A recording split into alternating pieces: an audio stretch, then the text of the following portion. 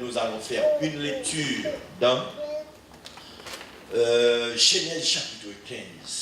Genèse chapitre 15, les versets 1er jusqu'au verset 6. Et c'est là que Dieu va nous permettre de déguster une bonne nourriture spirituelle ce matin. Après ces événements, Genèse chapitre 15, la parole de l'Éternel fut adressée à Abraham dans une vision.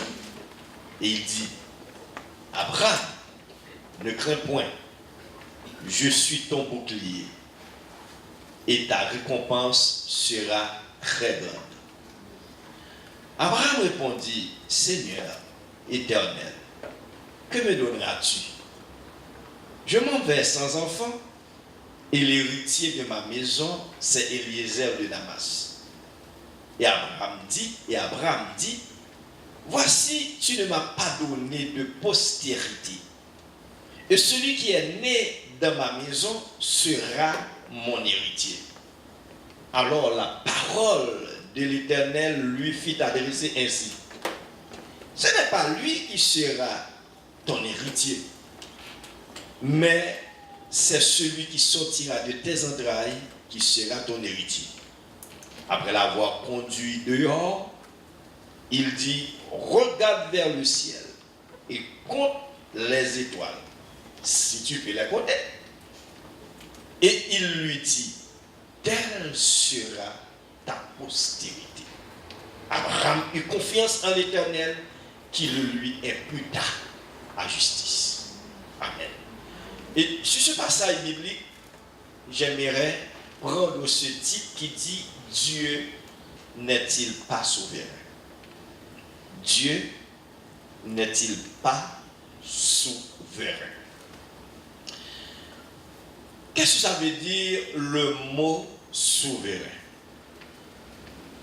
Le mot souverain vient du latin médiéval superanus et du latin classique superus qui veut dire supérieur. C'est un adjectif qualificatif qui qualifie celui qui est au-dessus des autres dans son genre. Supérieur, suprême, ou celui qui, dans son domaine, n'est subordonné à personne. Alors c'est la puissance souveraine ou la souveraineté qui manifeste par son caractère absolu un sentiment de supériorité extrême. À partir de cela, j'aimerais poser cette question, ou bien vous poser cette question.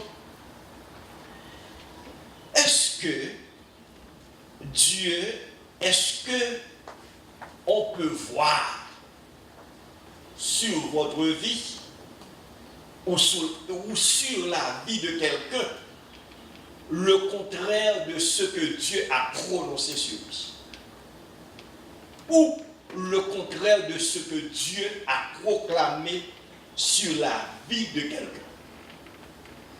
Et si je commence par prendre le micro pour entendre la réponse de beaucoup ou de toutes les personnes qui sont dans la salle ce matin, sans nul doute, tout le monde va me dire que non, on ne peut pas voir le contraire sur la vie de quelqu'un, le contraire de quelque chose que Dieu a prononcé sur sa vie. Alors tout le monde va dire non. Moi je dis oui. Peut-être vous n'allez pas d'accord avec moi brusquement, mais je dis oui.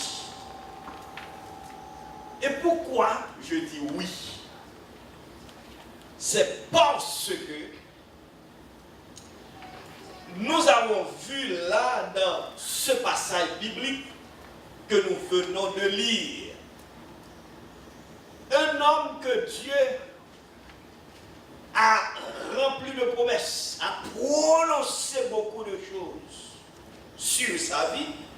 Et depuis Genèse chapitre 12, Dieu l'avait dit de quitter son pays, sa patrie, pour aller dans un pays qu'il lui montrerait. Dieu l'a fait beaucoup de promesses. Je ferai de toi une grande nation. Et je te bénirai, je rendrai ton nom grand. Tu seras une source de bénédiction. Je bénirai ceux qui te béniront et je maudirai ceux qui te maudiront. Et toutes les familles de la terre seront bénies en toi. Alors, Dieu l'avait dit, il va lui faire une grande nation. Mais cependant, au fil des années de la vie d'Abraham et de Saraï, d'Abraham et de Saraï, il voit que le contraire. Et figurez-vous, un homme qui a eu une promesse à 75 ans, mais c'est déjà l'âge qu'on ne peut plus avoir d'enfant. Mais moi, si j'étais à la place d'Abraham, je croyais que Dieu, l'année prochaine, Dieu va me donner un enfant. Pour commencer par débuter cette grande nation que Dieu m'avait dit qu'il va me donner. Mais Abraham a vu s'écouler plusieurs décennies et n'a pas pu avoir d'enfant. Là, il y a le contraire de ce que Dieu a prononcé. Et c'est pour cela que nous prenons ce sujet qui dit Dieu n'est-il pas sauvé? Parce que le plus souvent, Dieu nous fait des promesses, mais au fil des années, nous voyons qu'il y a des choses contraires à tout ce que Dieu nous a dit. Et c'est ce qui, parfois, nous pouvons sombrer dans le découragement, dans le désespoir, dans le déprime, si on n'a pas une révélation de la souveraineté de Dieu, de la puissance de Dieu et de la grandeur de Dieu. Et c'est pour cela, après une telle victoire sur la coalition de Kedorlaomer, où Abraham a vu la grandeur et la puissance de Dieu avec lui, malgré l'absence de l'accomplissement de la promesse de Dieu. Et Dieu est venu vers Abraham dans le verset 1er du chapitre 15 de Genèse, le premier livre de la Bible. Il lui a dit, Abraham, ne crains point, je suis ton bouclier. Mais comment Dieu est bouclier de quelqu'un qui a fait des promesses depuis des années? Et Abraham a vu que son corps est arrivé dans une vieillesse extrême. Comment Sarah pourrait avoir des enfants? Sarah est devenue post-ménopause, une fois arrière ménopause, 2 fois arrière ménopause, 3 fois arrière ménopause. 3 fois arrière ménopause, on ne peut pas expliquer combien de fois Sarah est devenue arrière ménopause. Et si vous me permettez de prendre cette illustration, c'est comme si je peux descendre là et je vais auprès de ma soeur là pour lui dire avec assurance, l'année prochaine vous aurez un enfant.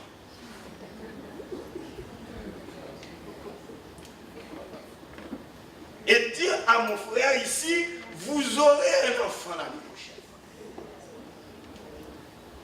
Est-ce que naturellement vous allez croire à une telle chose, à une telle promesse? Donc il y a des choses que naturellement qui sont impossibles. Parce qu'il y a des moments qui sont arrivés donc, où on voit non seulement le contraire de toutes les choses qui devraient arriver dans votre vie, non seulement le contraire, mais arrive un moment où les choses qui ont été proclamées, donc c'était possible que cela pourrait s'accomplir.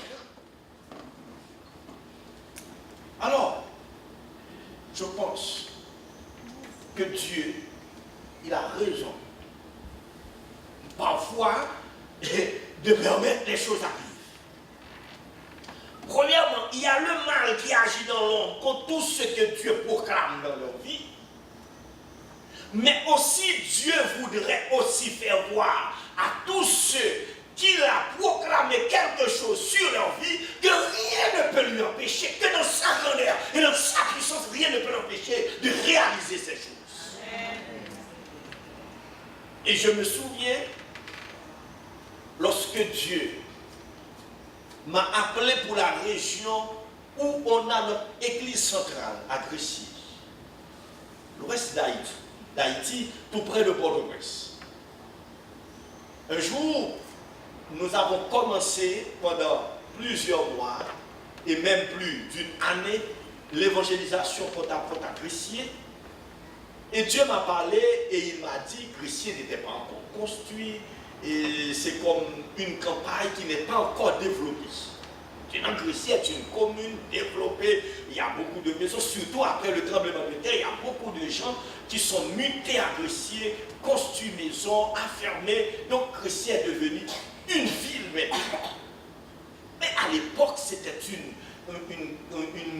un endroit non développé comme une campagne.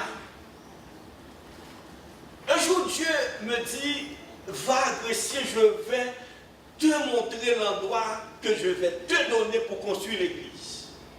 Et j'étais allé et je voyais que c'était une colline, il y avait une petite forêt sur cette colline. Mais c'est des montagnes, mais comment on va construire une église dans cette colline? Et j'avais pris un frère, la deuxième fois j'avais pris un frère pour aller avec lui, des jeunes que je forme pour l'évangélisation de Grécy. Et quand je vais avec ce frère, je lui dis, je vais te montrer l'endroit où Dieu m'a indiqué, Dieu m'a dit que voilà l'endroit où tu vas construire l'église. Le frère ne m'a rien dit, mais dans sa pensée, elle croyait que j'étais fou. Premièrement, il savait que j'ai assez de popularité à Port-au-Prince, là où il y a la grande ville, beaucoup de gens qui pourraient se convertir. Je vais agresser et dans un endroit, dans une colline. Voilà, c'est là où Dieu va me donner pour construire l'église. On a fondé l'église de Grécy.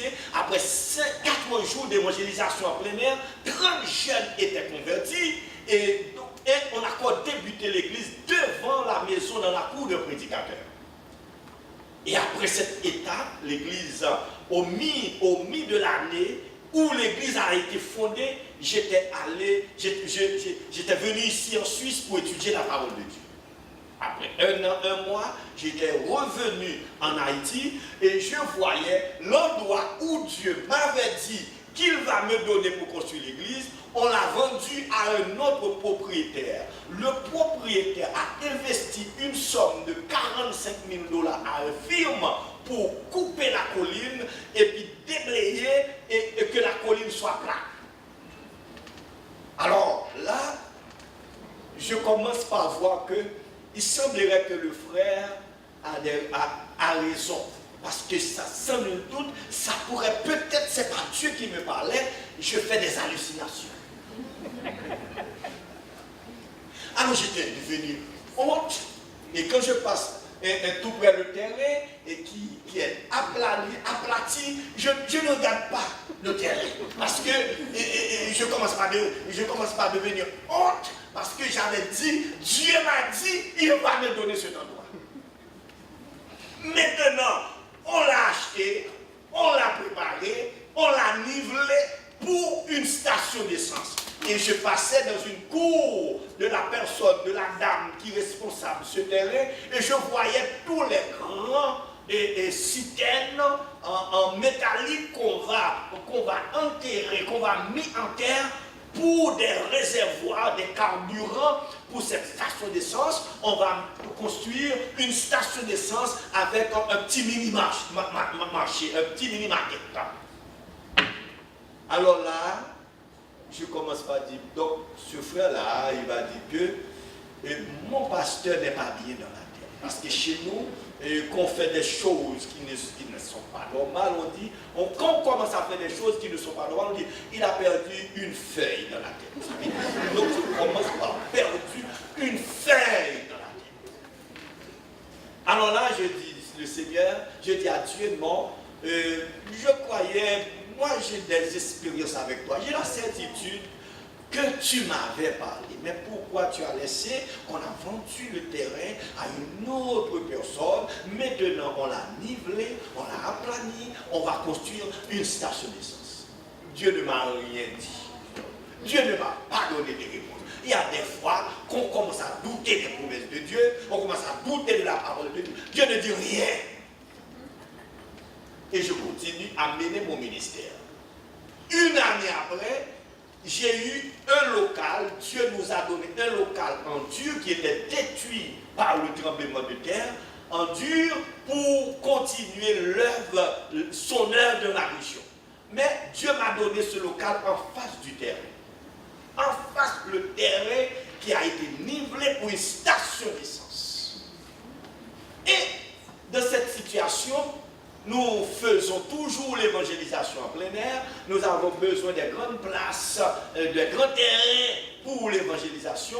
Alors, on voit qu'on n'a pas encore construit, ça se retarde pour construire cette station d'essence. Alors, j'ai demandé à quelqu'un, est-ce que je peux voir la personne qui est responsable de ce terrain pour nous donner de l'autorisation pour faire une campagne d'évangélisation sur ce terrain.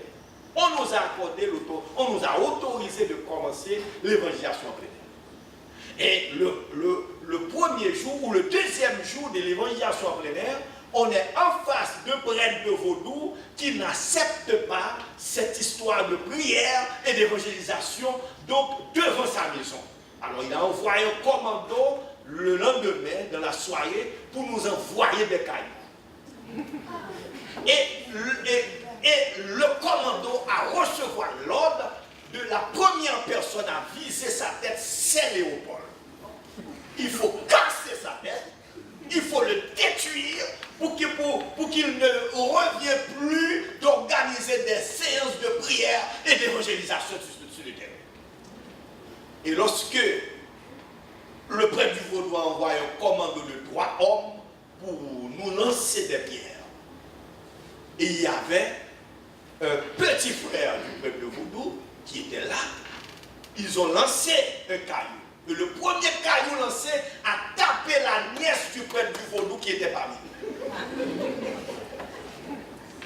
Et lorsqu'ils ont vu que leur nièce, encore leur propre personne, leurs parents, eux, qui ont reçu le premier coup de caillou, ils ont renoncé de continuer. Et dit, nous avons des gens de notre parent, de notre famille, et qui sont parmi eux. Donc nous ne savons pas quelle personne, parce que le premier coup de caillou a visé ma tête, mais Dieu l'a retiré. Il a tapé la nièce du prêtre de Vaudou. Et ils ont cessé de renoncer. Le prêtre du Vaudou qui a vu ça a envoyé un message au propriétaire du terrain qui dit qu'il y a un pasteur qui a volé le terrain pour faire une église. Et lorsque le propriétaire est venu, le propriétaire nous a posé des questions, nous avons dit non, on nous a donné l'autorisation. Voilà quelle personne. Il a dit bon, si c'est cette personne, continue, vous pouvez continuer à prier parce que je sais que la prière c'est une bénédiction. C'est ce que le propriétaire nous a dit. Quelques mois après, pendant que j'étais dans une réunion avec les anciens de l'église de Gressier, à l'intérieur du local, quelqu'un est venu vers moi pour me dire qu'il y a une personne, un homme qui demande pour toi. Et lorsque j'étais sorti pour voir quelle est cette personne qui demande pour moi, et je vois que c'est le propriétaire du terrain qui est venu auprès de moi pour me dire, c'est vous qui êtes le pasteur qui organise l'évangélisation sur ce terrain. Je dis oui. C'est vous qui priez sur ce terrain. Je dis oui. Ah bon, moi je suis le propriétaire. J'avais un projet pour construire une station d'essence, un mini-maquette sur ce terrain, donc j'ai renoncé pour une raison exceptionnelle. J'ai renoncé à mon projet. Donc si vous voulez le terrain, je veux vous le vendre.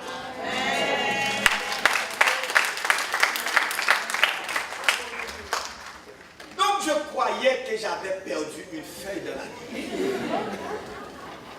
Mais tout de suite, je ne me rends pas compte. Je n'ai pas perdu une feuille, mais mon Dieu est souverain.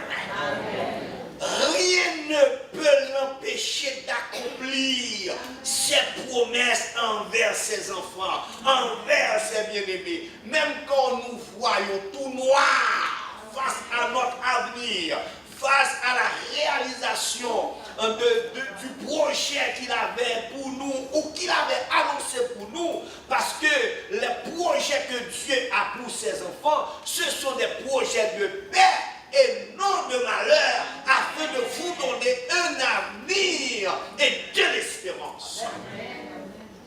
Alors, maintenant mes bien-aimés, est-ce que Dieu, pour tirer une conclusion, est-ce que Dieu aurait fait une promesse? Puisque la parole de Dieu nous dit, il est impossible que Dieu mente. S'il était possible que Dieu mente, mais est-ce que Dieu pourrait faire une promesse s'il savait ça va mal passer? S'il savait il y a quelque chose qui va clocher dans votre vie, qui va l'empêcher d'accomplir sa promesse? Mais Dieu est omniscient. Il sait tout. Il n'est pas limité par le passé, il n'est pas limité par le présent, il n'est pas limité par le futur. Si Dieu savait, il y a quelque chose qui pourrait lui faire empêcher, qui pourrait l'empêcher d'accomplir sa promesse envers vous, il n'aurait pas dit ça. Il n'aurait pas fait cette promesse. C'est parce que Dieu savait. Il a la capacité, il a la puissance de traverser tous les embûches, toutes les étapes, de vous corriger, de vous former, de vous préparer pour l'accomplissement de toutes les choses qu'il a proclamées sur votre vie. Mais le problème, c'est nous, c'est pas Dieu. C'est nous sommes le problème. Parce que l'homme est très changeant. L'homme est très débile, l'homme est très versatile. Nous sommes comme un jouet qui balance les deux côtés, à droite, à gauche. Nous avons manqué de fixation dans notre foi, dans notre attitude envers Dieu, dans notre communion envers Dieu. Vous n'avez pas de fixation. Le plus souvent, lorsque Dieu passe, lorsque Dieu vous fait une promesse, tout ce que vous voyez contraire à cette promesse, les choses contraires à cette promesse sont pour la réalisation de la promesse. Parce que Dieu savait, je ne vais pas avoir l'argent pour aplanir la colline. Dieu savait, je ne vais pas avoir l'argent. 45 000 $ américains pour aplanir la colline. On a donné à un firme qui allait construire 45 000 $ pour aplanir la colline. Et pourtant, le monsieur lui-même, il m'a vendu la partie aplanie pour 33 000 $. Moins cher. Donc, ce que j'avais vu, qui me fait croire que j'avais manqué une feuille, c'était la préparation pour l'église, pour la construction de l'église. Alors, mon but devant Dieu, c'est de placer dans cette position, mieux placée de la région, d'avoir la plus grande église, c'est ce que Dieu m'avait dit. Bon, maintenant j'avais vu que j'étais échoué, j'étais devenu triste, découragé, donc je disais que, et donc cette affaire de ministère, je suis trop passionné. Parfois je croyais que, je pouvais penser que Dieu me parlait, mais non, Dieu ne m'a pas parlé. Et maintenant, ce n'est pas nous qui le dit, mais c'est les gens de la région, c'est les autres églises qui disent ça, que nous sommes la plus grande église de la région. Nous sommes l'église, une église qui a plus de gens, plus de personnes, la plus grande église, la plus grande salle d'église dans cette région qui pourrait contenir entre 800 à 1000 personnes. Donc, voilà ce que Dieu peut faire. Maintenant, le problème reste nous. Nous sommes trop débiles. Donc, vous devez avoir de la fixation malgré la situation. Malgré la situation. Parce que les circonstances nous changent. L'homme est très changeant. Les circonstances nous changent. Nous servons un Dieu. Nous servons un Dieu qui ne change pas, mais nous sombrons au gré des situations. Nous sombrons au gré des situations. Mais cependant, Dieu veut nous donner une vie stable. Parce que les circonstances qui nous changent fait que nous avons une vie de haut et de bas. Parce que nous voulons voir tout le temps que Dieu est avec nous. Il y a des fois, s'il y a quelque chose qui passe, oh Dieu n'est pas avec moi. Nous voulons voir tout le temps que Dieu est avec nous par la vue seulement, en voyant ce que Dieu fait. Mais il faut que vous acceptiez que Dieu est avec vous par la foi. Amen. Non par la vue, non par ce que vous voyez, non par les circonstances, mais par la foi. Amen. Par la foi, continuez à prier. Par la foi, fixez les yeux sur la gloire de Dieu. Par la foi, fixez les yeux sur la rémunération de votre foi, la rémunération ou bien l'accomplissement de la promesse de Dieu. J'aimerais prier pour vous, et j'aimerais arrêter là. Donc, et avant d'arrêter, Jésus veut vous donner le verset de 2 Corinthiens, chapitre 5, verset 7, qui dit: nous marchons par la foi et non par la vue. Avant de remettre le micro, j'aimerais prier pour vous. J'aimerais prier pour tous ceux qui croyaient que, à cause d'une circonstance, à cause d'une situation que Dieu, sans nul doute, il y a des choses qu'ils croyaient qu'il va se passer, que Dieu l'avait dit, qui ne va pas se passer parce que face à la situation, c'est impossible. J'aimerais prier pour des personnes comme ça, ou quelqu'un qui traverse une situation particulière. Mettez des mots là où vous êtes. On va faire une prière. Seigneur Dieu Tout-Puissant, nous te disons merci pour cette parole que tu envoies et qui nous fait voir le fait que tu es souverain. Nous n'avons pas besoin d'avoir peur ni douter, même quand nous voyons que tout ce qui pourrait se réaliser pour nous, c'est impossible. Seigneur, fais-nous cette grâce.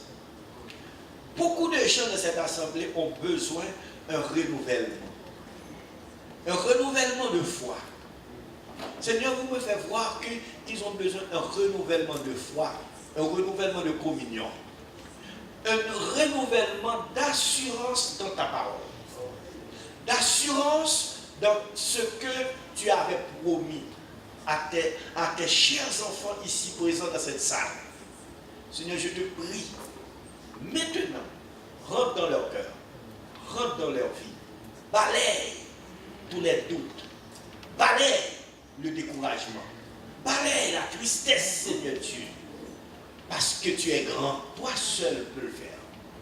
Et nous te prions, Seigneur Dieu, de le faire. Amène la joie, amène la paix, amène le calme, Seigneur Dieu, dans toutes les pensées, dans tous les pensées, dans toutes les âmes où il y a du trouble, Seigneur Dieu. De permettre, par ta grâce, Seigneur Dieu, que tout ce que tu as proclamé sur leur vie, ils peuvent rester constants et attendre, même quand les choses paraissent impossibles. Merci Seigneur de faire ça. Fais des miracles. Guéris les malades. Entre dans les corps, Seigneur Dieu. Fais que les résultats que les médecins vont donner dans les mois, dans les jours, dans les semaines prochaines, Seigneur Dieu, soient négatifs, Seigneur Dieu. Amen. Plus de maladies, plus de cancer, plus d'autres choses, Seigneur Dieu, que les médecins ont pu remarquer.